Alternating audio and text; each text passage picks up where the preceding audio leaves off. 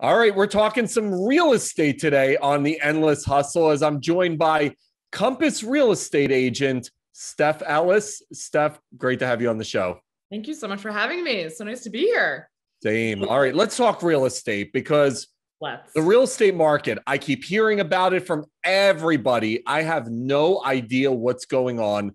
So my first question to you is, what the heck is going on in the real estate market? What is happening? Sometimes I really don't even know, to be honest.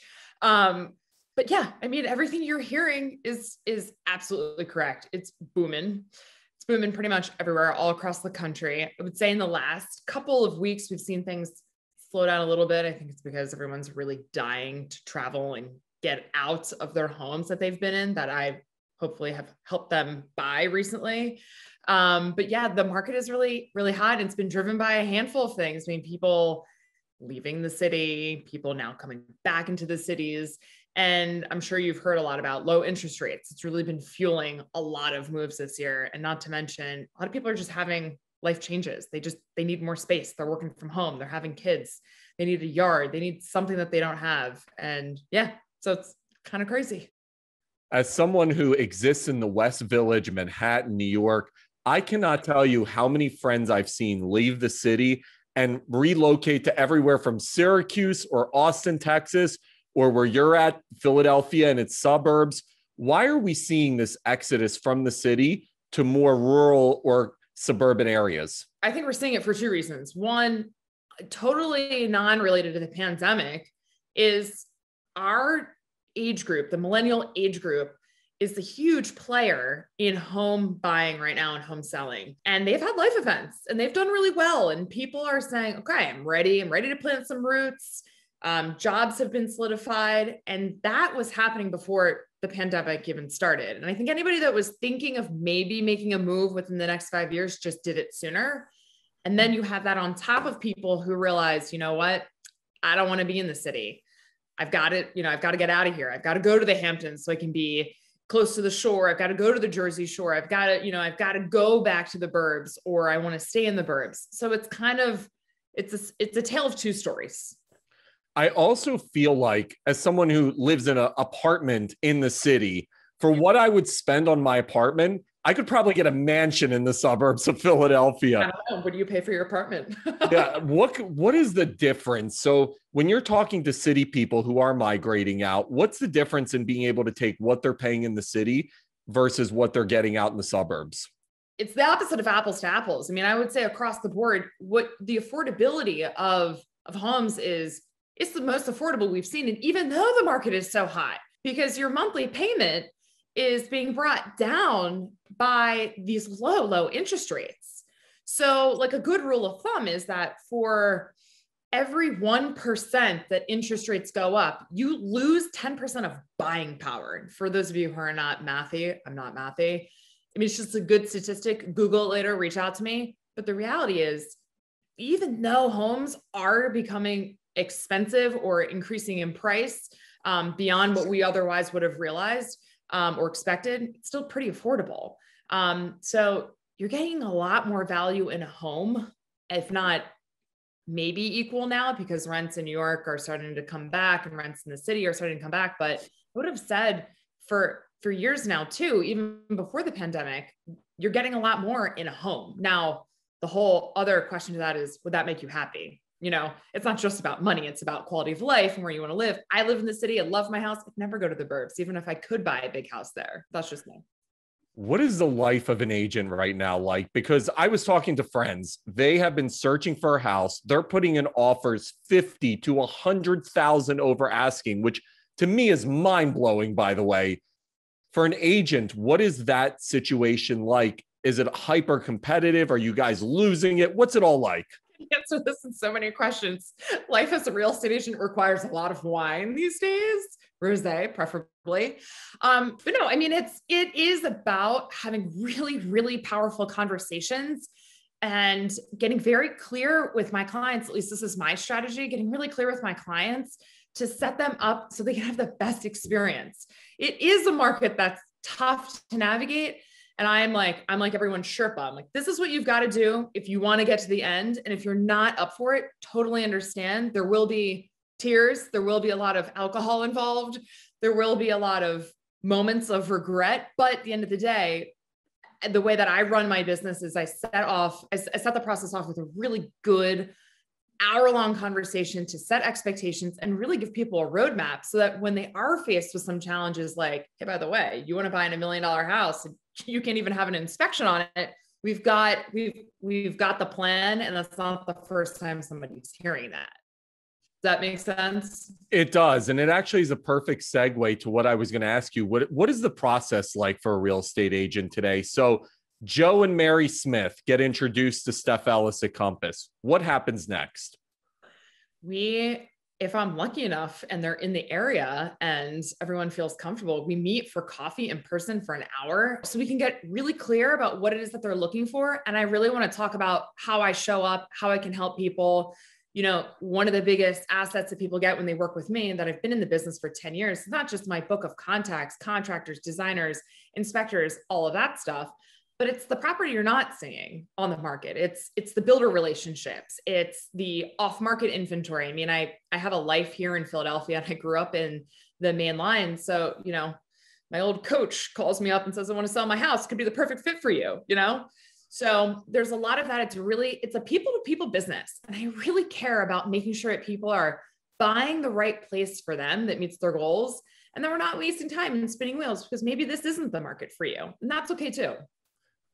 How difficult is it to manage expectations right now? Are people coming into this situation with completely unreal, unmanageable expectations? Not when they work with me. I mean, if it's like, I always ask people, what was the biggest thing you just bought? Like a year. Most people say a car, a computer. I'm like, you don't just close your eyes and say that house. I would like that. I mean, there's a process we've got to follow. And I'm very good about helping people put a process together that's solely based off of your goals. But I would say the first conversation is a little sticker shock because everybody wants, you know, the max. If they're going to spend X dollars on a house, it better be perfect. And I'm like, well, maybe 85% is good enough, or we can wait. So to answer your question, there's a little of that gets kind of washed out once we get a little bit more clear about what to really expect. You'd mentioned your coach earlier, and we've obviously been talking a ton about the real estate market, but I want to talk about you. You've been in this business for 10 years. How did it begin for you? How did you succeed? Tell me the whole story. Well, how much time do you have? No, if we have rosé handy, plenty. Yeah. So I grew up in Bryn Mawr, which is outside of the city, probably like 30 minutes outside of the city of Philadelphia. And I went to the Radnor School District, a diehard Radnor fan. And I played many of sports there: soccer, ice hockey, which I bet you didn't know, and lacrosse. And I went on to play lacrosse at Penn State. And I always knew from my parents, I mean, I've always been working. I've always wanted a job. And I busted my butt to get a scholarship to Penn State where I was a goalie. And I basically went pre-med to Penn State, where I realized that was just not going to work because people were more, it was a little bit more to my skill set. And I think my first negotiation I had was with a chemistry teacher. And I was like, here's the deal.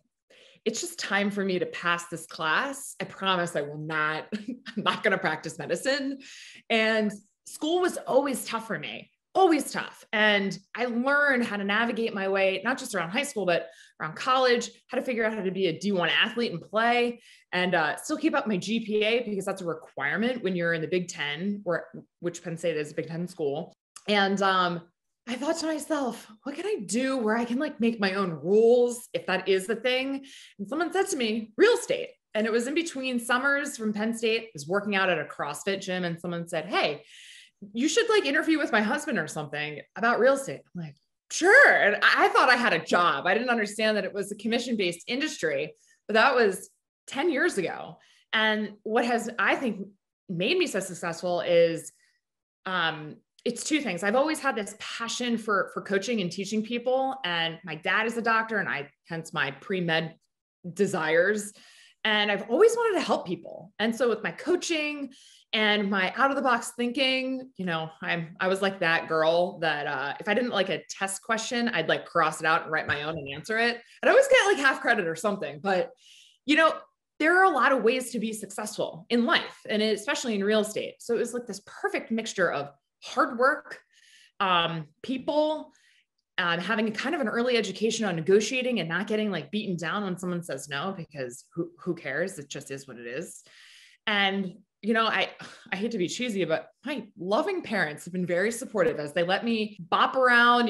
I move home, when I'm in college, and I had a stint here and there, and their support has been huge. But at the end of the day, college athletics really set me up for success in the professional world, especially real estate. When you entered 10 years ago and you look back at where you were then, what the market was then, what the industry was then versus what it is now and who you are now, what are the differences? It is like night and day. I mean, I think about, and I was just having this conversation today with a gentleman who I work with a good bit with homeowners insurance. We were talking about in 2011, when I got into the business, what that looked like. I mean, technology was nowhere where it is today.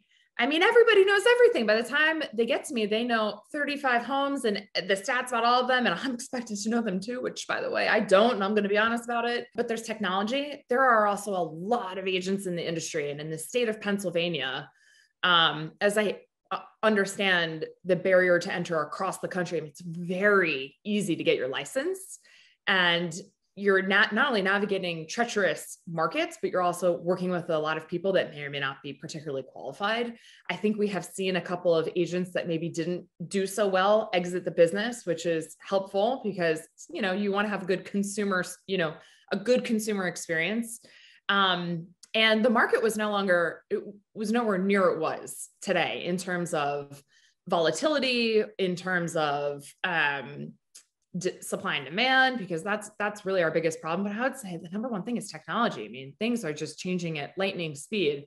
And if you are not 2 steps ahead, you're already 5 steps behind. So I always try to stay ahead where I can. In any type of profession, especially when we're talking sales, which essentially your career is sales, branding is such an important part of what you do. And technology has helped everybody create brands for themselves. I've had the $1 Million Listing Stars on here, and to think about how television and technology have helped elevate their brands is immense. How important is branding for a real estate agent in today's industry? I think it's huge. It's huge. I mean, think of Instagram. I mean, people simply are making decisions. I myself have cultivated professional relationships with people that your branding is your interlude into the marketplace. It's a sample of what you're going to get. And it's how we build confidence, trust in advance. And I think if you're not in tune with that, we're losing out. When you look back on young Steph versus veteran Steph today, what is the advice that you would give young Steph, but also realtors coming into the industry today on what they need to do to make it and have longevity? Basics. I mean, and I still have this pep talk with myself most days, it's all gonna be fine.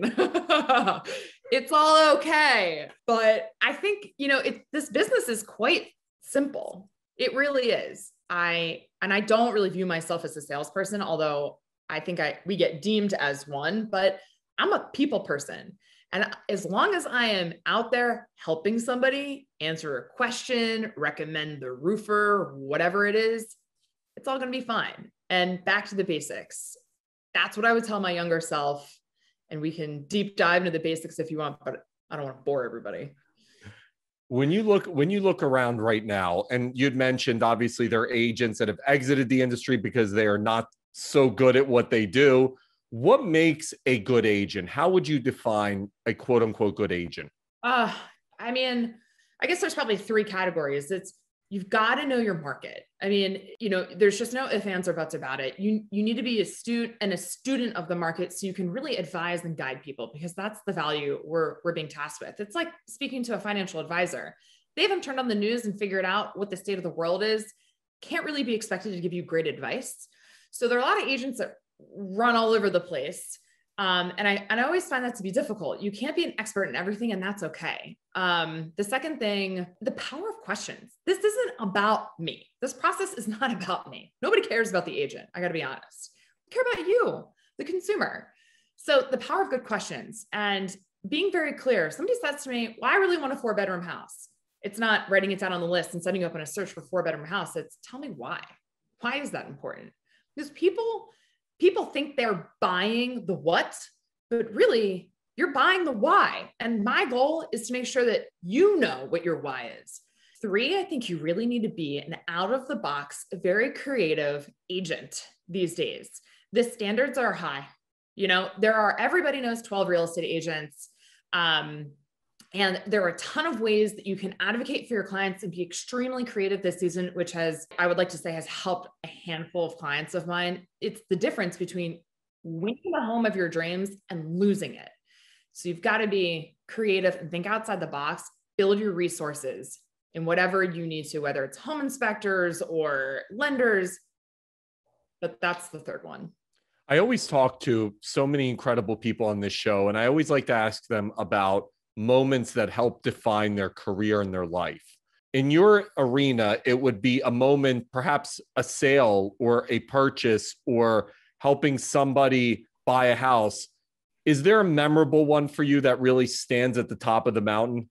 They're all memorable. Like, I hate to say it, but I think for me, some of those moments come when, and I hope I don't get like weepy. I'm not an emotional person, but you become part of people's families. I have been invited to so many little kid birthday parties, and I'm like the lady with the houses, and it's like hilarious that these people are now making memories in a house because of me, which is so, so, so rewarding. I would like to say, I think one of my favorites was last summer. This awesome woman who spent her career helping sick children. She was an oncologist for little kids. And this woman, it was in her 70s, and she, lost her husband. Her son lived in the area. And this was just such a beautiful person to me, as all of my clients are. And I said to her, Liz, how do you want to spend retirement? And she was like, I just want a beautiful place that feels like a sanctuary where I can paint. And it was in the middle of COVID. And she was like terrified to be out and about. And so I really took that to heart. And I was like, this is a person that deserves to have a beautiful place to call home. As everybody does. And she called me a couple of weeks ago, like crying, telling me how much she loved her house. So of course I saw crying because it was so touching. And a picture of like, the trees that she gets to overlook. And, it was actually kind of funny because it was a house that wasn't even on her radar because it was in a location that wasn't on her radar. But I have so many stories. I don't have enough time to tell all of them, but each sale is important to me. I got to be honest. You'd mentioned location, and it got me thinking about what is the checklist? So somebody says, okay, you're my agent. What am I supposed to be looking for? What's that checklist for a buyer or seller? I think I start with, why are we even talking about this community? And I let them talk. Well, my friends are here. Okay. And then we start going down the rabbit hole. Where are you working? Most people are working from home. So that's not like a sticking point anymore. And we kind of play that game. What about public transportation? I think there's also an element of understanding the timeline too. So if somebody says to me, this is their forever home, it's a little different than if someone thinks they're going to move in 7 to 10 years. And I always encourage people to be close to some of those key points. It's always a good idea to be, walking distance if you can, but that's very much a luxury that you're going to pay a premium for. But being within a vicinity of easy highway access, walkability to some extent, or access, a quick drive to the train, because that's great for resale. And those are definitely key points for some people, but others, they want a big yard. So we kind of go through the location first. What's important? Is it a school district we're after? Is it, are we close to work? Are we close to parents to help with kids? Are we close to parents because we need to care for other parents or siblings or fill in the blank? There's always a why behind the location. And then from there, we kind of, we dig back. Well, can we find that house that's going to really fit in that location? And what are you willing to sacrifice? That's usually what comes out of it. This has been awesome. Before I let you go, final question. Go ahead. What should people be looking for in terms of where the market's moving for the next 6 to 12 months? God, I joke that if I could really predict that, I probably wouldn't be selling real estate. But here's what I know. I know that rates are low. I have no idea if they're going to go up, but it's most likely that they're going to go up before they go down again. I think that's a safe bet. And I think this is my opinion, one person's opinion, based off of the experience that I've seen this year. I'm a little bullish in my opinion, but I do think that we are going to have a supply and demand problem for the foreseeable future. I don't know what that's going to mean for prices, but you have to think about it like this. At least for my market here in Philadelphia and the suburbs, we have had people who just bought homes, and the average duration that people are saying they're going to stay in their home is a lot longer, could be their forever home. And they just locked in at the lowest interest rates of all time. So if we have that, and we also have low inventory, we don't see a ton more because there's not a huge motivation to sell when you locked in at such a low rate. It could be an interesting couple of years. So I think that low inventory is in our future, but I also think it's a great time to get into the market because of that. I also would challenge people. It's a great time to buy an investment property. It's an awesome time to build wealth through real estate. So I do both. I'm looking for my own investments, actually. Where can everybody find you, Steph? Where can our audience find you? You can find me on Instagram, Steph Ellis Realtor. It's very original. You can email me, stephanie.ellis@compass.com. And you can also go to my website, stephanieellishomes.com. This was awesome, Steph. What a great look into the real estate market. Good luck and keep selling and buying homes and helping people. This has been great. Thanks, guys. Talk to you soon.